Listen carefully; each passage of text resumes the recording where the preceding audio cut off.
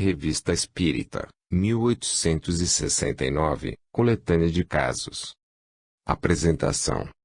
Esta obra é uma compilação de casos apresentados nas Revista Espírita do ano de 1869, dirigidas pelo célebre codificador da doutrina espírita, Allan Kardec. Ano 12, janeiro de 1869, número 1. Variedades. O Avarento da Rua do Forno. O jornal Petite Presse, de 19 de novembro de 1868, reproduziu o fato seguinte, conforme o Droit, numa miserável mansarda da Rua do Faubourg Saint-Germain, vivia pobremente um indivíduo de certa idade, chamado P. Não recebia ninguém, ele mesmo preparava comida, muito mais frugal que a de um anacoreta. Coberto de uma roupas sórdidas, dormia num catre ainda mais repugnante. De magreza extrema, parecia mirrado pelas privações de toda sorte e em geral era considerado como vítima da mais profunda miséria. Entretanto, um cheiro fétido tinha começado a espalhar-se na casa. Aumentou de intensidade e acabou por atingir um pequeno restaurante, situado no pavimento térreo, a ponto de os consumidores se queixarem. Procuraram, então, a causa desses miasmas e acabaram descobrindo que provinham do alojamento ocupado pelo Sr. P. Esta descoberta fez lembrar que esse homem há tempos não era visto e, temendo que lhe houvesse sucedido uma desgraça, apressaram-se em avisar o comissário de polícia do bairro. Imediatamente a autoridade judiciária foi ao local e mandou um serralheiro abrir a porta. Mas, assim que quiseram entrar no quarto, quase se sufocaram e tiveram de se retirar prontamente.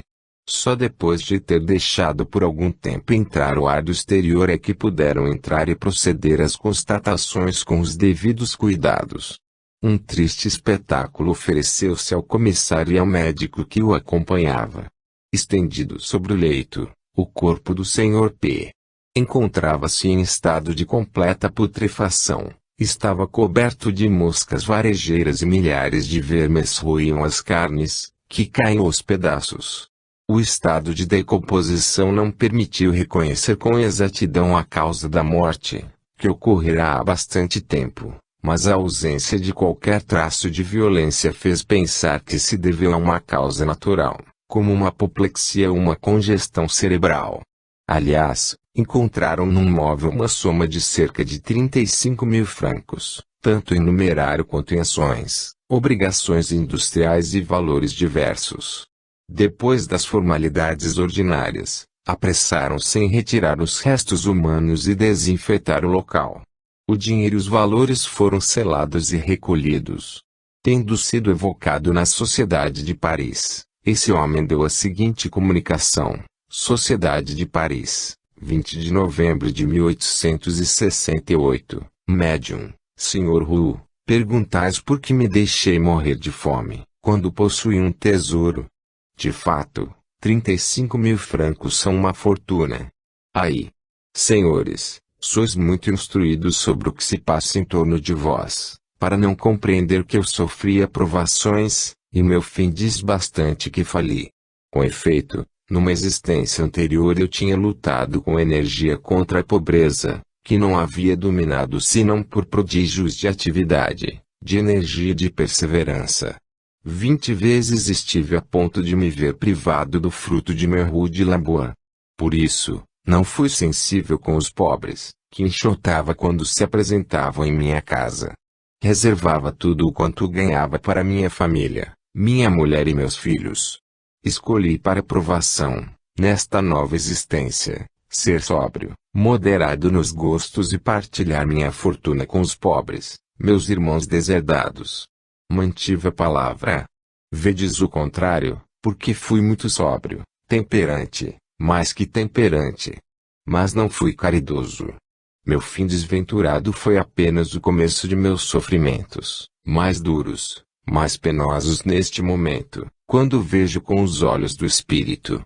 Assim, não teria tido a coragem de me apresentar a vós, se não me tivessem assegurado que sois bons, compassivos com a desgraça. Venho pedir que oreis por mim. Aliviai meus sofrimentos, vós que conheceis os meios de tornar os sofrimentos menos pungentes. Orai por vosso irmão que sofre e que deseja voltar a sofrer muito mais ainda. Piedade, meu Deus. Piedade para o ser fraco que faliu. E vós, senhores, compaixão por vosso irmão, que se recomenda às vossas preces. O avarento da Rua do Forno. Suicídio por obsessão. Lê-se no Droit. O Sr. Jean-Baptiste Sadoux, fabricante de canoas em Joinville-le-Pont, avistou ontem um jovem que, depois de ter vagueado por algum tempo sobre a ponte, subiu no parapeito e se jogou no Marne. Imediatamente foi em seu socorro e, ao cabo de 7 minutos, retirou-o. Mas a asfixia já era completa, tendo sido infrutíferas todas as tentativas feitas para reanimar aquele infeliz. Uma carta encontrada com ele revelou tratar-se do Sr. Paul D., de 22 anos, residente à Rua Sedaine, em Paris. A carta, dirigida pelo suicida ao seu pai, era extremamente tocante.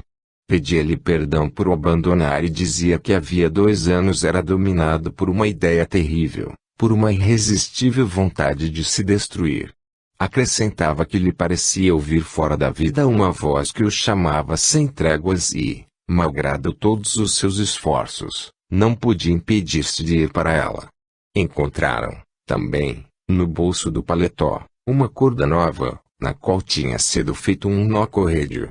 Depois do exame médico legal, o corpo foi entregue à família.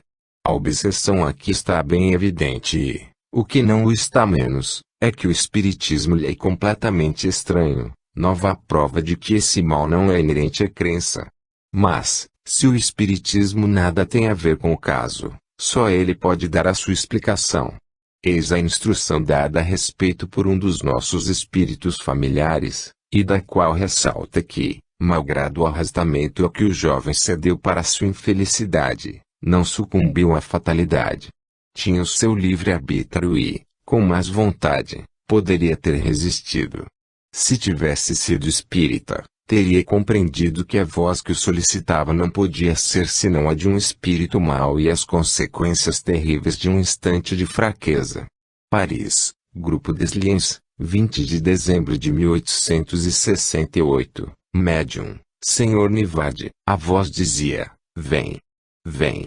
Mas essa voz do tentador teria sido ineficaz, se a ação direta do espírito não se tivesse feito sentir. O pobre suicida era chamado e era impelido. Por quê? Seu passado era a causa da situação dolorosa em que se achava, apegava-se à vida e temia a morte. Mas, pergunto, nesse apelo incessante que ouvia, encontrou força? Não, auriu a fraqueza que o perdeu.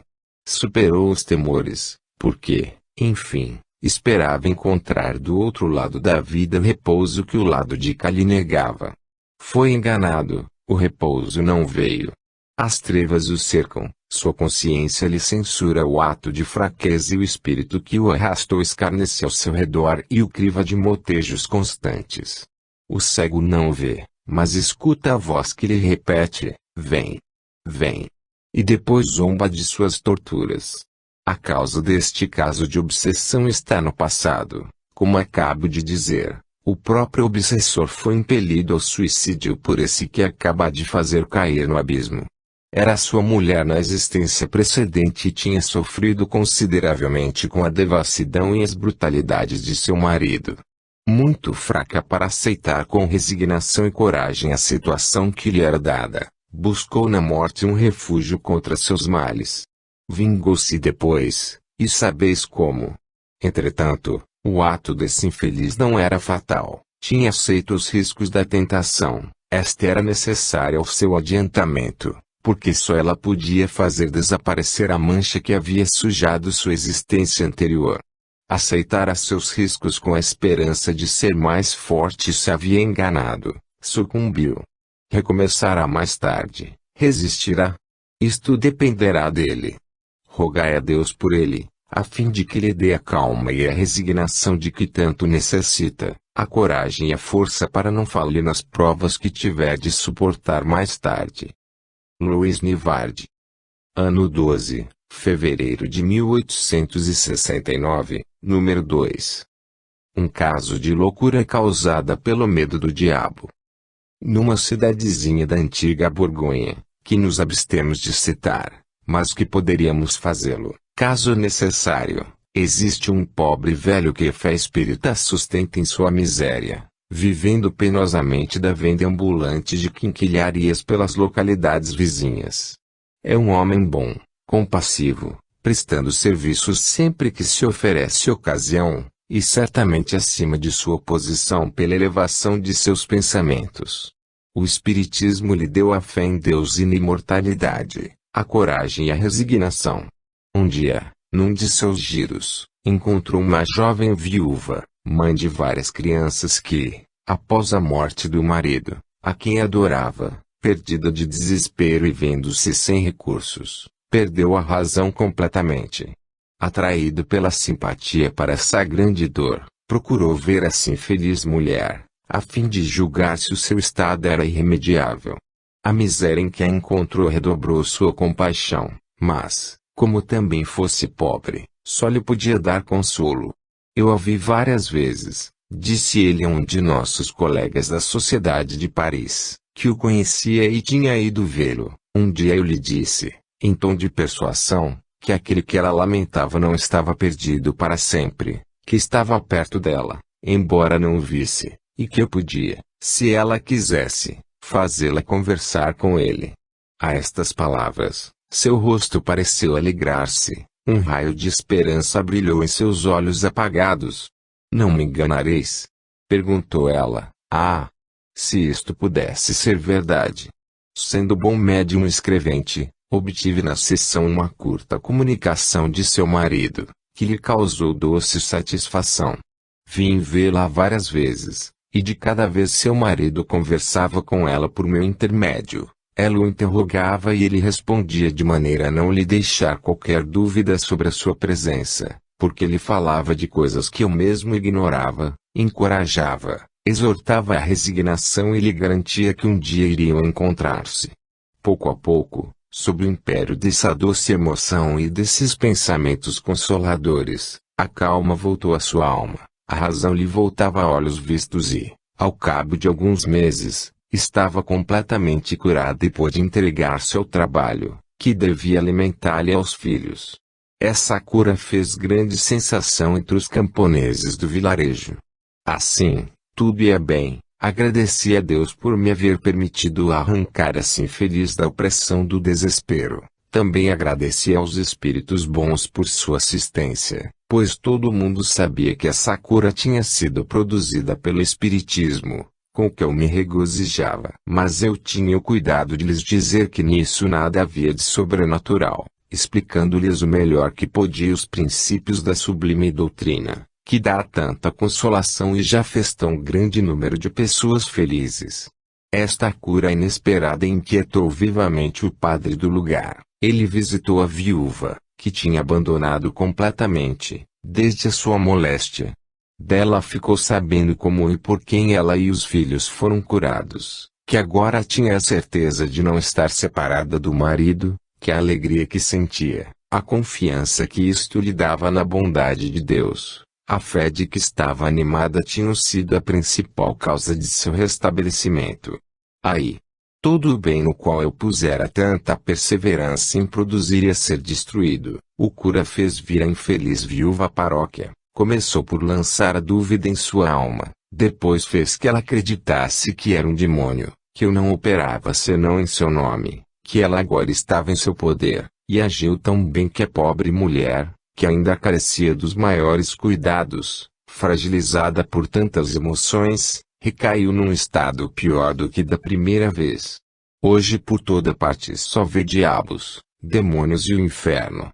Sua loucura é completa e devem conduzi-la a um hospício de alienados. O que havia causado a primeira loucura daquela mulher? O desespero. O que lhe havia restituído a razão? As consolações do Espiritismo. O que a fez recair numa loucura incurável? O fanatismo, o medo do diabo e do inferno. Este fato dispensa qualquer comentário. Como se vê, o clero fez mal em pretender, como tem feito em muitos escritos e sermões, que o espiritismo leva à loucura, quando, com justiça, se lhe pode devolver o argumento. Aliás, aí estão as estatísticas oficiais para provar que a exaltação das ideias religiosas entra em parte notável nos casos de loucura. Antes de lançar a pedra em alguém, seria prudente ver se ela não poderá cair sobre si mesmo. Que impressão esse fato deve produzir na população daquele vilarejo? Certamente não será em favor da causa sustentada pelo senhor cura, porque o resultado material está sob os olhos. Se ele pensa em recrutar partidários pela crença no diabo, engana-se redondamente, e é triste ver a igreja fazer dessa crença uma pedra angular da fé. Vide a Gênesis segundo o Espiritismo, capítulo 17, 27. Um espírito que julga sonhar. Várias vezes têm sido vistos espíritos que ainda se julgam vivos, porque seu corpo fluídico lhes parece tangível como seu corpo material. Eis um deles, numa posição pouco comum, não se julgando morto, tem consciência de sua intangibilidade, mas, como em vida era profundamente imaterialista, em crença e em gênero de vida, imagina que sonha, e tudo quanto lhe foi dito não pôde arrancá-lo do erro, tão persuadido está de que tudo acaba com o corpo. Era um homem de muito espírito, escritor distinto, que designaremos pelo nome de Luiz. Fazia parte do grupo de notabilidades que, em dezembro último, partiu para o mundo dos espíritos. Há alguns anos veio à nossa casa, onde testemunhou diversos casos de mediunidade. Aí viu principalmente um sonâmbulo, que lhe deu evidentes provas de lucidez, em coisas que lhe eram inteiramente pessoais, mas nem por isto se convenceu da existência de um princípio espiritual. Numa sessão do grupo do Sr. Desliens, em 22 de dezembro, ele veio espontaneamente comunicar-se por um dos médiuns, o Sr. Leimare, sem que ninguém tivesse pensado nele. Tinha morrido há 8 dias. Eis o que fez escrever: que sonho singular. Sinto-me arrastado por um turbilhão, cuja direção não compreendo. Alguns amigos, que julgava mortos, convidaram-me para um passeio, e eis-nos arrastados. Para onde vamos? Olha! Estranha brincadeira. Para um grupo espírita. Ah! Que farsa engraçada, ver essa boa gente conscienciosamente reunida. Conheço uma dessas figuras. Onde a vi? Não sei. Era o Sr. Desliens, que se achava na seção acima mencionada, talvez em casa desse bravo Allan Kardec, que uma vez quis provar-me que eu tinha uma alma, fazendo-me palpar a imortalidade. Mas, em vão apelaram aos espíritos, às almas, tudo falhou, como nesses jantares mal preparados, nenhum prato servido prestava. Entretanto, eu não desconfiava da boa-fé do sumo sacerdote, julgo um homem honesto, mas um orgulhoso papa-alvo da assim chamada erraticidade. Eu vos ouvi, senhores e senhoras, e vos apresento meus respeitosos cumprimentos. Escreveis, ao que me parece, e vossas mãos ágeis sem dúvida vão transcrever o pensamento dos invisíveis. Espetáculo inocente. Sonho insensato este meu. Eis um que escreve o que digo a mim mesmo. Mas absolutamente não sois divertidos, nem também meus amigos, que têm semblantes compassivos como os vossos. Os espíritos dos que haviam morrido antes dele, e que ele julga haver em sonho. Ah! Certamente é uma estranha mania deste valente povo francês. Tiraram-lhe de uma vez a instrução, a fé, o direito, a liberdade de pensar e escrever. E esse bravo povo se atira em devaneios, em sonhos. Dorme acordado este país das Galhas e é maravilhoso vê-lo agir. Entretanto, ei-los em busca de um problema insolúvel, condenado pela ciência, pelos pensadores, pelos trabalhadores. Falta-lhes instrução. A ignorância é a lei de Loyola largamente aplicada. Tem diante de si todas as liberdades, podem atingir todos os abusos, destruí-los, enfim tornar-se seu senhor, senhor viril, econômico, sério, legal, etc. E, como crianças pequenas, falta-lhes a religião, um papa, uma cura, a primeira comunhão, o batismo, um guia para tudo e para sempre. Faltam chocalhos essas crianças grandes, e os grupos espíritas ou espiritualistas lhes dão. Ah! Se realmente houvesse um grão de verdade em vossas elucubrações. Mas haveria, para o materialista, matéria para o suicídio. Olhai. Eu vivi largamente, desprezei a carne, revoltei-a, ri dos deveres de família, de amizade. Apaixonado, usei e abusei de todas as volúpias, e isto com a convicção de que obedeci às atrações da matéria, única lei verdadeira em vossa terra. E isto eu repetirei ao meu despertar, com a mesma fúria, o mesmo ardor, a mesma habilidade. Tomarei a um amigo, a um vizinho, sua mulher, sua filha ou sua pupila, pouco importa, desde que, estando mergulhado nas delícias da matéria, eu renda homenagem a essa divindade, senhora de todas as ações humanas. Mas, e se me tivesse enganado? Se tivesse deixado passar a verdade? Se, realmente, houvesse outras vidas anteriores e existências sucessivas após a morte? Se o espírito fosse uma personalidade viva, eterna, progressiva, rindo da morte, retemperando-se no que chamamos provação? Então haveria um Deus de justiça e de bondade. Eu seria um miserável. E a escola materialista, culpada do crime de lesa nação, teria tentado decapitar a verdade, a razão. Eu seria, ou antes, nós seríamos profundos celerados, refinados pretensamente liberais. Oh! Então se estivesseis com a verdade, eu daria um tiro nos miolos ao despertar, tão certo quanto me chamo. Na sessão da Sociedade de Paris, de 8 de janeiro, o mesmo espírito vem manifestar-se novamente, não pela escrita, mas pela palavra, servindo-se do corpo do Sr. Morin, em sonambulismo espontâneo. Falou durante 1 hora, e foi uma das cenas mais curiosas, porque o médium assumiu a sua pose, os gestos, a voz, a linguagem, a ponto de ser facilmente reconhecido pelos que o tinham visto. A conversa foi recolhida com cuidado e fielmente reproduzida, mas sua extensão não nos permite publicá-la. Aliás, não foi senão o desenvolvimento de sua tese, a todas as objeções e perguntas que lhe foram feitas, pretendeu tudo explicar pelo estado de sonho e, naturalmente, perdeu-se num labirinto de sofismas.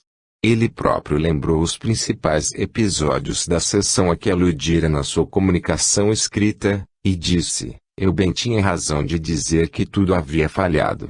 Olhai, eis a prova. Eu tinha feito esta pergunta, há um Deus? Pois bem, todos os vossos pretensos espíritos responderam afirmativamente. Vedes que estavam ao lado da verdade e não a conhecem mais do que vós. Uma pergunta, entretanto, o embaraçou muito, por isso procurou constantes subterfúgios para dela se esquivar.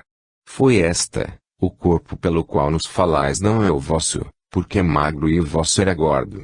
Onde está o vosso verdadeiro corpo? Não está aqui, pois não estáis em vossa casa. Quando se sonha, está-se em seu leito. Ide, pois, ver em vosso leito se o vosso corpo lá está e dizei-nos como podeis estar aqui sem o vosso corpo. Perdendo a paciência por estas reiteradas perguntas, as quais apenas respondia pelas palavras, refeitos bizarros dos sonhos, acabou dizendo, bem vejo que queríeis despertar-me. Deixai-me. Desde então creio sonhar sempre. Numa outra reunião, um espírito deu sobre este fenômeno a seguinte comunicação, eis aqui uma substituição de pessoa, um disfarce. O espírito recebe a liberdade ou cai na inação. Digo inação, isto é, a contemplação do que se passa. Está na posição de um homem, que momentaneamente empresta a sua residência e assiste às diversas cenas que aí são representadas com auxílio de seus móveis. Se preferir gozar da liberdade, ele pode, a menos que não tenha interesse em ficar como espectador. Não é raro que um espírito atue e fale com o corpo de um outro, Deveis compreender a possibilidade desse fenômeno, quando sabeis que o espírito pode retirar-se com o seu perispírito para mais ou menos longe de seu envoltório corporal. Quando o fato acontece sem que nenhum espírito aproveite para tomar o lugar, a catalepsia. Quando um espírito deseja aí entrar para agir e tomar por um instante sua parte na encarnação, une o seu perispírito ao corpo adormecido, desperto por esse contato e dá um movimento à máquina. Mas os movimentos, a voz, não são os mesmos, porque os fluidos perispirituais não mais afetam o sistema nervoso da mesma maneira que o verdadeiro ocupante. Essa ocupação jamais pode ser definitiva. Para isto, seria preciso a desagregação absoluta do primeiro perispírito, o que levaria forçosamente à morte. Ela nem mesmo pode ser de longa duração, uma vez que o novo perispírito, não tendo sido unido a esse corpo desde a formação deste, nele não tem raízes, não tendo sido modelado por esse corpo, não é adequado ao funcionamento dos órgãos. O espírito intruso aí não está numa posição normal, é incomodado em seus movimentos, razão por que deixa essa vestimenta de empréstimo, desde que dela não mais necessite. Quanto à posição particular do espírito em questão, não veio voluntariamente ao corpo de que se serviu para falar, a ele foi atraído pelo próprio espírito morim, que quis tirar prazer de seu embaraço, o outro, porque cedeu ao secreto desejo de se mostrar, ainda e sempre, como séptico e zombador, aproveitou a ocasião que lhe era oferecida. O papel um tanto ridículo que representou, por assim dizer malgrado seu, servindo-se de sofismas para explicar sua posição, é uma espécie de humilhação, cujo amargor sentirá ao despertar, e que lhe será proveitoso. Observação: o despertar desse espírito não poderá deixar de provocar observações instrutivas. Como se viu, em vida era um tipo de materialista sensualista, jamais teria aceitado o espiritismo. Os homens dessa categoria buscam as consolações da vida e nos prazeres materiais, não são da escola de Buchner pelo estudo, mas porque esta doutrina liberta do constrangimento imposto pela espiritualidade, ela deve, em sua opinião, estar certa. Para eles, o espiritismo não é um benefício, mas um constrangimento. Não há provas que possam triunfar de sua obstinação, repelem-nas, menos por convicção do que por medo de que sejam verdadeiras. Um espírito que se julga proprietário. Em casa de um dos membros da Sociedade de Paris, que faz reuniões espíritas, desde algum tempo vinham bater à porta, mas, quando iam abrir, não encontravam ninguém. Os toques de campainha eram dados com força e como que por alguém que estivesse resolvido a entrar. Tendo sido tomadas todas as precauções para assegurar-se de que o fato não se devia nem a uma causa acidental, nem a malevolência, concluiu-se que deveria ser uma manifestação. Num dia de sessão o dono da casa pediu ao visitante invisível que se desse a conhecer e dissesse o que desejava. Eis as duas comunicações que deu. 1. Paris, 22 de dezembro de 1868. Agradeço-vos, Senhor, o amável convite para tomar a palavra, e já que me encorajais, vencerei minha timidez para vos externar francamente o meu desejo. Inicialmente, devo dizer que nem sempre fui rico. Nasci pobre e, se venci, devo apenas a mim. Não vos direi, como tantos outros, que cheguei a Paris de tamancos, é uma velha lenga-lenga que não pega mais, mas eu tinha o ardor e o espírito do especulador por excelência. Quando menino, se eu emprestava 3 bolas de bilhar, tinham que me devolver 4. Negociava com tudo o que tinha e ficava feliz ao ver pouco a pouco o meu tesouro crescer. É verdade que circunstâncias infelizes me despojaram várias vezes, eu era fraco, outros, mais fortes, apoderavam-se de meus ganhos e eu tinha que recomeçar tudo. Mas eu era perseverante. Pouco a pouco eu deixei a infância, minhas ideias cresceram. Menino, tinha explorado meus camaradas, moço, explorava os companheiros de oficina. Fazia corridas, era amigo de todo mundo, mas fazia pagar meu trabalho e minha amizade. Ele é bem complacente, mas não se lhe deve falar em dar. É assim que se chega. Ide, pois, ver esses belos filhos de hoje, que gastam tudo o que possuem no jogo e no café. Arruinam-se e se endividam, de alto a baixo da escala. Eu deixava que os outros corressem como loucos, às cambalhotas. Eu andava lentamente, com prudência, por isso cheguei ao porto e adquiri uma fortuna considerável. Eu era feliz, tinha mulher e filhos, ela, um tanto coquete, os outros, gastadores. Pensava que com a idade tudo isto desaparecesse, mas não. Entretanto, eu os mantive por muito tempo em rédea curta. Mas um dia adoeci. Chamaram o médico que, sem dúvida, fez muito mal à minha bolsa. Depois, perdi os sentidos. Quando recobrei a razão, tudo ia às mil maravilhas. Minha mulher recebia visitas, meus filhos tinham carruagens, cavalos, domésticos, mordomos, que sei eu. Todo um exército voraz que se atirou sobre o meu pobre patrimônio, tão penosamente adquirido, para o esbanjar. Entretanto, logo percebi que a desordem estava organizada. Não gastavam senão as rendas, mas gastavam largamente. Eram bastante ricos, não precisavam mais capitalizar, como bom velho, era preciso gozar, e não entesourar. E eu ficava boquiaberto, sem saber o que dizer, porque, se erguia a voz, não era ouvido, fingiam não me ver. Sou uma nulidade, os criados ainda não me enxotaram. Embora o meu costume não esteja em harmonia com o luxo dos apartamentos, mas não me prestam atenção. Sento-me, levanto-me, esbarro nos visitantes, detenho os criados, parece que nada sentem. Contudo, tenho vigor, espero que o possais testemunhar, vós que me ouvistes tocar. Creio que é de propósito, sem dúvida querem que eu enlouqueça, para se livrarem de mim. Tal era a minha situação, quando vim visitar uma de minhas casas. Velho hábito que ainda conservo, embora não seja mais o dono, mas vi construir tudo. Foram os meus escudos que pagaram tudo, e eu gosto dessas casas, cuja renda enriquece meus filhos ingratos. Assim, Caio estava em visita, quando soube que espíritas aqui se reuniam. Isso me interessou.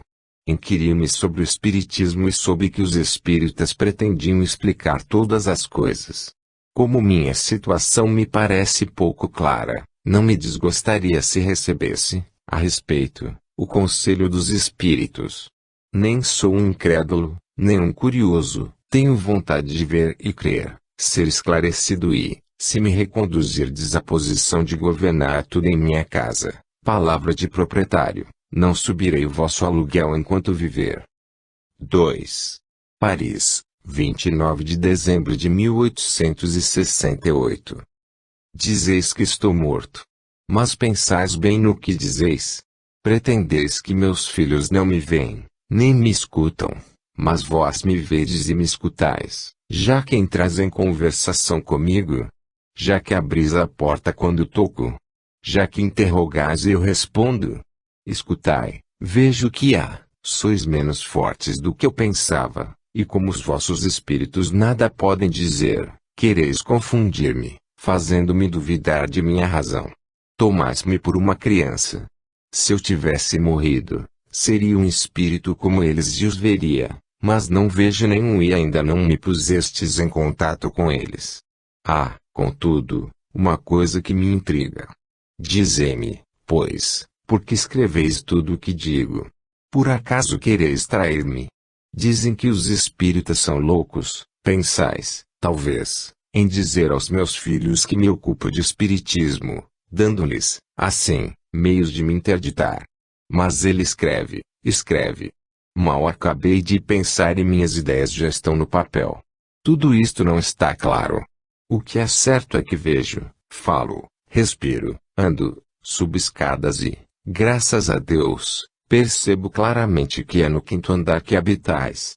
Não é caridoso brincar assim com as penas dos outros. Sofro, não posso mais e pretendem fazer-me crer que não tenho mais corpo. Creio que sinto bem a minha asma. Quanto aos que me disseram que não era senão o espiritismo, pois bem, são pessoas como vós, minhas conhecidas, que eu tinha perdido de vista e que encontrei desde a minha doença. Oh! Mas é singular. Oh! Por exemplo, não existo mais, absolutamente. Mas, parece-me. Oh! Minha memória que se vai. Sim. Não. Mas sim. Palavra que estou louco. Falei a pessoas que julgava mortas e enterradas há 8 ou 10 anos. Por Deus! Eu assisti aos enterros, fiz negócios com os herdeiros. É realmente estranho. E elas falam. Andam. Conversam. Sentem o seu reumatismo. Falam da chuva e do bom tempo. Tomam do meu tabaco e me apertam a mão. Mas, então, eu. Não é possível. Eu não estou morto. Não se morre assim, sem se dar conta. Ainda estive no cemitério, justamente no fim de minha doença. Era um parente. Meu filho estava de luto. Minha mulher lá não estava, mas chorava. Eu o acompanhei, pobre querido. Mas, quem era, então? Na verdade não sei. Que perturbação estranha me agita. Seria eu. Mas não, pois se eu acompanhava o corpo, não podia estar no caixão. Estar lá, e lá no fundo. E, contudo, como tudo isto é estranho. Que labirinto confuso. Não me digais nada, quero procurar só, vós me perturbais. Deixai-me, eu voltarei. Decididamente, parece que sou um fantasma. Oh! Que coisa singular! Observação: esse espírito está na mesma situação que o precedente, no sentido de que um e outro ainda se julgam neste mundo, mas há entre eles esta diferença: um se julga de posse de seu corpo carnal, ao passo que o outro tem consciência de seu estado espiritual, mas imaginem que sonha. Este último está, sem sombra de dúvida, mais próximo da verdade e, contudo, será o último a reconhecer o seu erro. É verdade que o ex-proprietário estava muito apegado aos bens materiais, mas a sua avareza e os hábitos de economia um pouco sórdida provam que não levava uma vida sensual. Além disso, não é incrédulo por natureza, não repele a espiritualidade. Luís, ao contrário, a teme. O que ele lamenta não é a ausência da fortuna que gastava em vida, mas os prazeres que tal esbanjamento lhe proporcionava. Não podendo admitir que sobrevive ao seu corpo, crê sonhar, compraz-se nessa ideia, na esperança de voltar à vida mundana, nela se agarra por todos os sofismas que sua imaginação pode lhe sugerir. Permanecerá, pois, nesse estado, já que o quer, até que a evidência venha abrir-lhe os olhos. Qual deles sofrerá mais ao despertar? A resposta é fácil: um só se surpreenderá levemente, enquanto o outro ficará apavorado. Ano 12, março de 1869, número 3. As árvores mal assombradas da Ilha Maurício. As últimas notícias que recebemos da Ilha Maurício constatam que o estado desse infeliz região segue exatamente as fases anunciadas. Revista de julho de 1867 e novembro de 1868. Além disso, contém um fato notável, que forneceu assunto para uma importante instrução na sociedade de Paris. Os calores do verão, diz o nosso correspondente, trouxeram a terrível febre, mais frequente, mais tenaz do que nunca. Minha casa tornou-se uma espécie de hospital e passo o tempo a me cuidar e a tratar do próximo. A mortalidade não é muito grande, é verdade, mas, depois de horríveis sofrimentos que nos causam cada acesso, experimentamos uma perturbação geral, que desenvolve em nós novas doenças. As faculdades se alteram pouco a pouco, os sentidos, sobretudo a audição e a visão, são particularmente afetados. Entretanto, nossos espíritos bons, perfeitamente concordes em suas comunicações com as vossas, nos anunciam o próximo fim da epidemia, mas a ruína e a decadência dos ricos, o que, aliás, já começa. Aproveito o pouco tempo disponível para vos dar os detalhes do que prometi, sobre os fenômenos de que a minha casa tem sido teatro. As pessoas às quais ela pertencia antes de mim, despreocupadas e negligentes, conforme o uso da região, a tinham quase deixado cair em ruína, de modo que fui obrigado a fazer grandes reparações. O jardim, transformado em capoeira, estava cheio dessas grandes árvores da Índia, chamadas multiplicantes, cujas raízes, saídas do alto dos galhos, descem até o solo, onde se implantam, ora formando troncos enormes, superpondo-se uns aos outros, ora galerias bastante extensas. Essas árvores têm reputação bastante má nesta região, onde passam por ser assombradas pelos espíritos maus. Sem consideração por seus supostos habitantes misteriosos, e como absolutamente não eram do meu gosto e atulhavam inutilmente o jardim, mandei derrubá-las. Desde esse momento se nos tornou quase impossível ter um dia de repouso na casa. Seria preciso ser realmente espírita para continuar a habitá-la. A cada instante ouvíamos batidas por todos os lados, portas se abrindo e se fechando, móveis se mexendo, suspiros, palavras confusas. Muitas vezes ouviam-se pisadas nos quartos vazios. Os operários que reparavam a casa foram perturbados muitas vezes por esses ruídos estranhos, mas, como era durante o dia, não se apavoravam muito, pois as manifestações são muito frequentes na região.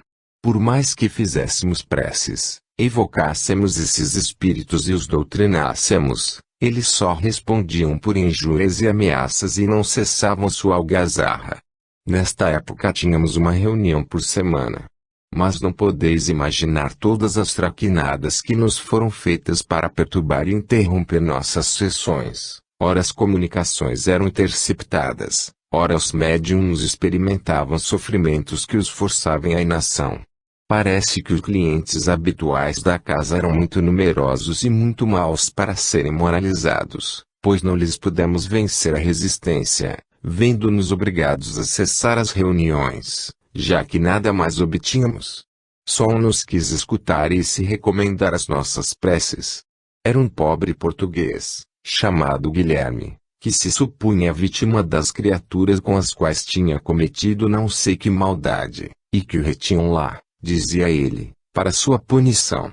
Tomei informações e soube que, efetivamente, um marinheiro português com esse nome tinha sido um dos locatários da casa, e que havia morrido. A febre chegou, os ruídos tornaram-se menos frequentes, mas não cessaram. Aliás, acabamos por nos habituar. Ainda nos reuníamos, mas a doença impediu que as sessões prosseguissem normalmente. Cuidei para que fossem feitas tanto quanto possível no jardim, pois notamos que na casa as boas comunicações são mais difíceis de obter e que nesses dias somos bastante atormentados, sobretudo à noite. A questão dos lugares assombrados é um fato comprovado, os barulhos e perturbações são coisas conhecidas. Mas certas árvores terão um poder atrativo particular. Na circunstância de que se trata, existe uma relação qualquer entre a destruição dessas árvores e os fenômenos que se seguiram imediatamente. A crença popular teria aqui alguma realidade. É o que a instrução abaixo parece dar uma explicação lógica, até mais ampla confirmação. Sociedade de Paris, 19 de fevereiro de 1869. Todas as lendas, sejam quais forem, por mais ridículas e pouco fundamentadas que sejam, repousam numa base real, numa verdade incontestável, demonstrada pela experiência, mas amplificada e desnaturada pela tradição. Diz-se que certas plantas são boas para expulsar os espíritos maus, outras podem provocar a possessão, certos arbustos são mais particularmente assombrados. Tudo isto é verdadeiro, isoladamente. Um fato ocorreu, uma manifestação especial justificou esse dito, e a massa supersticiosa apressou-se em generalizá-lo. É a história de um homem que põe um ovo. A coisa corre em segredo de boca em boca e se amplifica até a tomar as proporções de uma lei incontestável. E essa lei que não existe aceita em razão das aspirações para o desconhecido, para o extranatural da generalidade dos homens. As multiplicantes foram, sobretudo em Maurício, e são ainda, pontos de referência para as reuniões da noite. A gente se encosta a um tronco, respira o ar à sua volta e se abriga sob sua folhagem. Ora, ao desencarnarem, sobretudo quando estão em certa inferioridade, os homens conservam seus hábitos materiais, frequentam os lugares de que gostavam quando encarnados, aí se reúnem e aí permanecem. Eis porque há lugares mais particularmente assombrados, aí não vêm os primeiros espíritos que chegam, mas os espíritos que os frequentaram em vida. As multiplicantes não são, pois, mais propícias à habitação dos espíritos inferiores do que qualquer outro abrigo. O costume as designa os fantasmas de Maurício, como certos castelos, certas clareiras das florestas alemãs, certos lagos são assombrados mais particularmente pelos espíritos, na Europa. Se perturbam esses espíritos, ainda inteiramente materiais, e que, na sua maioria, se julgam vivos, eles se irritam e tendem a vingar-se e a implicar com os que os privaram de seu abrigo. Daí as manifestações de que essa senhora e tantos outros tiveram que se queixar. Em geral, sendo a população mauriciana inferior, do ponto de vista moral, a desencarnação não pode fazer do espaço senão um viveiro de espíritos muito pouco desmaterializados, ainda marcados por todos os seus hábitos terrenos, e que continuam, não obstante espíritos, a viver como se fossem homens. Privam da tranquilidade e do sono que os privam de sua habitação predileta, e eis tudo. A natureza do abrigo, seu aspecto lúgubre, nada tem a ver com isso, é simplesmente uma questão de bem-estar. Desalojam-nos e eles se vingam. Materiais por essência, vingam-se materialmente, batendo nas paredes, lamentando-se, manifestando seu descontentamento sob todas as formas. Que os mauricianos se depurem e progridam e voltarão ao espaço com tendências de outra natureza, e as multiplicantes perderão a faculdade de abrigar os fantasmas. Clélie du Plantier. Aparição de um filho vivo à sua mãe. O fato seguinte é relatado por um jornal de medicina de Londres e reproduzido pelo Jornal de Rouen, de 22 de dezembro de 1868. Na semana passada o Sr. Samuel W., um dos principais empregados do banco, deixou de comparecer a um sarau para o qual tinha sido convidado com a esposa, porque se achava muito indisposto. Chegou em casa com um febrão violento. Procuraram um médico, mas este tinha sido chamado a uma cidade próxima e só voltaria à tarde da noite. A Sra. Samuel decidiu esperar o médico à cabeceira do marido. Embora vitimado por uma febre ardente, o doente dormia tranquilamente. Um pouco tranquilizado e vendo que seu marido não sofria, a Sra. Samuel não lutou contra o sono, e por sua vez adormeceu. Pelas 3 horas, ouviu tocar a campainha da porta principal. Deixou a poltrona precipitadamente, tomou um castiçal e desceu ao salão. Lá esperava ver entrar o médico. A porta do salão abriu-se. Mas, em vez do doutor, ela viu entrar seu filho Eduardo, um rapaz de 12 anos, que estudava num colégio perto de Windsor. Estava muito pálido e tinha a cabeça envolta em larga faixa branca. Esperavas o médico para o papai, não? Perguntou ele abraçando a mãe. Mas papai está melhor, não é nada mesmo, amanhã se levantará. Sou eu que preciso de um bom médico. Trata de chamá-lo imediatamente, porque o do colégio não entende muito da coisa. Tomada de medo, a Sra. Samuel teve forças para tocar a sineta. Chegou a camareira. Encontrou a patroa no meio do salão, imóvel, com o castiçal na mão. O ruído de sua voz despertou a Sra. Samuel. Ela tinha sido joguete de uma visão, de um sonho, chamemos como quisermos. Lembrava-se de tudo e repetiu à camareira o que tinha julgado ouvir. Depois exclamou chorando, deve ter acontecido uma desgraça, meu filho. Chegou o médico tão esperado. Examinou o Sr. Samuel. A febre quase tinha desaparecido. Garantiu que não passava de uma febre nervosa, que seguia o seu curso e acabava em algumas horas. Depois destas palavras tranquilizadoras, a mãe narrou ao médico o que lhe havia acontecido uma hora antes. O profissional, por incredulidade ou talvez por vontade de ir repousar, aconselhou a Sra. Samuel não dar importância a esses fantasmas. Contudo, teve que ceder às rogativas, às angústias da mãe e acompanhá-la ao Windsor. Ao romper do sol chegaram ao colégio. A Sra. Samuel pediu notícias de seu filho. Responderam que estava na enfermaria desde a véspera. O coração da pobre mãe apertou-se. O doutor ficou pensativo. Em suma, visitaram o menino. Este havia sofrido um grande ferimento na fronte, brincando no jardim. Tinham-lhe prestado os primeiros socorros e, embora mal feito o curativo, a ferida nada tinha de perigosa. Eis o fato em todos os seus detalhes. Nós obtivemos de pessoas dignas de fé. Dupla vista. O sonho deve sempre ser considerado como um fato ordinário. Como se vê, a ideia da dupla vista ganha terreno. Ela se acredita fora do espiritismo, como a pluralidade das existências, o perispírito, etc. Tanto é verdade que o espiritismo chega por 1000 caminhos e se implanta sob todas as formas, pelos próprios cuidados dos que não o querem. A possibilidade do fato acima evidente seria supérfluo discuti-la. É um sonho o efeito da dupla vista. A Sra. Samuel dormia e, ao despertar, lembra-se do que viu. Era, pois, um sonho, mas um sonho que traz a imagem de uma atualidade tão precisa, e que é verificada quase imediatamente. Não é um produto da imaginação, é uma visão muito real. Há, ao mesmo tempo, dupla vista, ou visão espiritual, porque é bem certo que não foi com os olhos do corpo que a mãe viu o seu filho. De um lado e de outro houve desprendimento da alma, foi a alma da mãe que foi para o filho, ou a do filho que veio para a mãe. As circunstâncias tornam este último caso mais provável, porque na outra hipótese a mãe teria visto o filho na enfermaria.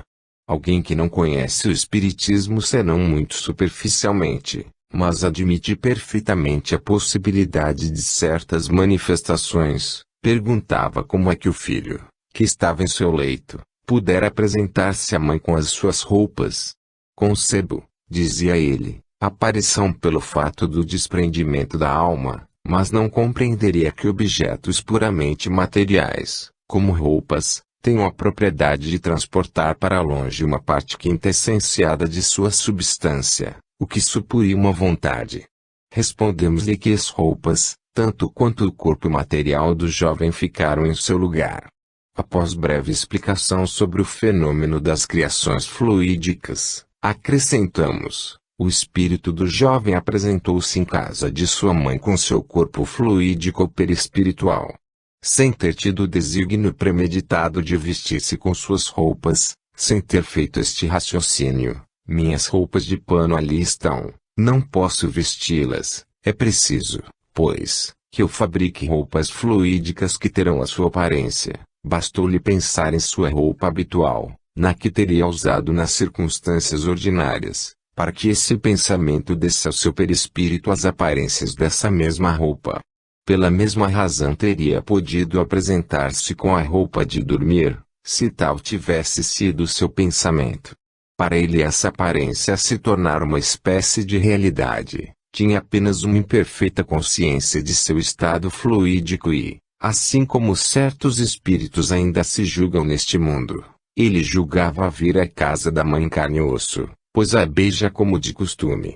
As formas exteriores que revestem os espíritos que se tornam visíveis são, pois, verdadeiras criações fluídicas, muitas vezes inconscientes. A roupa, os sinais particulares, os ferimentos, os defeitos do corpo, os objetos que usa, são o reflexo de seu próprio pensamento nivoltório perispiritual.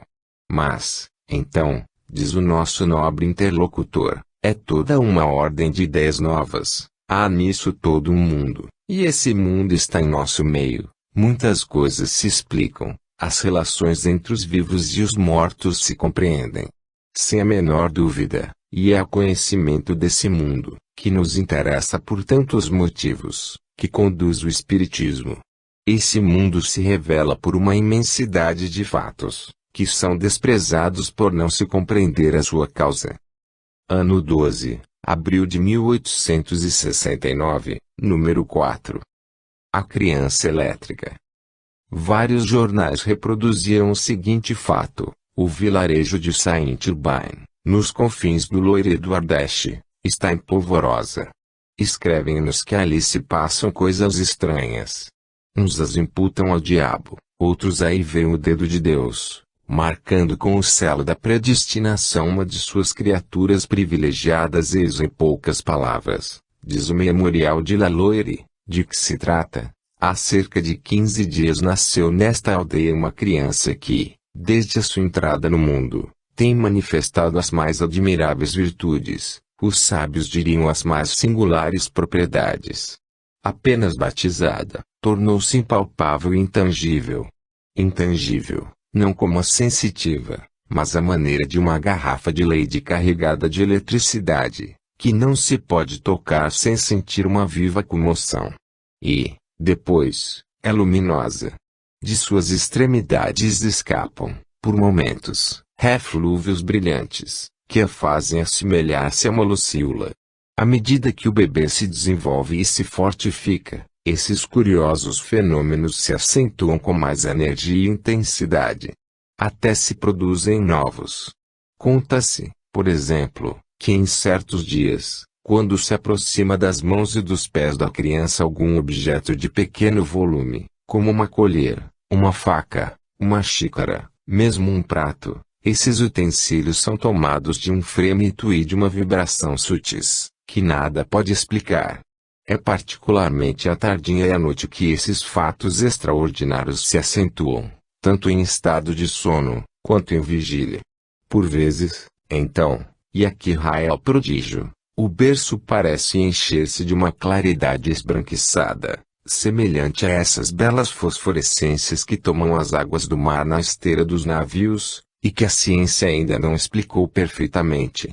E, contudo, o menino não parece absolutamente incomodado com as manifestações de que sua minúscula pessoa é misterioso teatro. Mama, dorme, passa muito bem e nem é menos chorão nem mais impaciente que os seus semelhantes. Tem 2 irmãozinhos de 4 e 5 anos, que nasceram e vivem à maneira dos mais vulgares pequerruchos. Acrescente-se que os pais, simples agricultores, o marido com quase 40 anos e a mulher chegando aos 30, são os esposos menos elétricos e menos luminosos do mundo. Só brilham por sua honestidade e o cuidado com que criam a pequena família. Chamaram o cura da comuna vizinha, que declarou, após longo exame, não compreender absolutamente nada disso. Depois o cirurgião, que apalpou, tornou a palpar, virou, revirou, auscultou e percutiu o paciente, sem querer pronunciar-se claramente, mas que prepara um douto relatório à academia, do qual se falará no mundo médico. Um astucioso da região, e usa em toda parte, farejando aí uma boa especulaçãozinha, propôs alugar a criança à razão de 200 fr. por mês, para mostrá-la nas feiras. É um belo negócio para os pais. Mas, naturalmente o pai e a mãe querem acompanhar um filho tão precioso, a 2 francos por dia, e esta condição ainda impede a conclusão do negócio. O correspondente que nos dá esses estranhos detalhes nos certifica, sobre a sua honra, que são a mais exata verdade, que teve o cuidado de mandar subscrever sua carta pelos 4 maiores proprietários da região. Certamente nenhum espírita verá neste fato algo de sobrenatural nem miraculoso. É um fenômeno puramente físico, uma variante, quanto à forma, do que apresentam as pessoas ditas elétricas. Sabe-se que certos animais, como o peixe elétrico e o gimnoto, têm propriedades análogas. Eis a instrução dada a respeito por um dos guias instrutores da Sociedade de Paris. Como temos dito frequentemente, os mais singulares fenômenos se multiplicam dia a dia, para atrair a atenção da ciência. O menino em questão é, pois, um instrumento, mas não foi escolhido para esse efeito senão em virtude da situação criada em seu passado. Por mais excêntrico que seja, em aparência, um fenômeno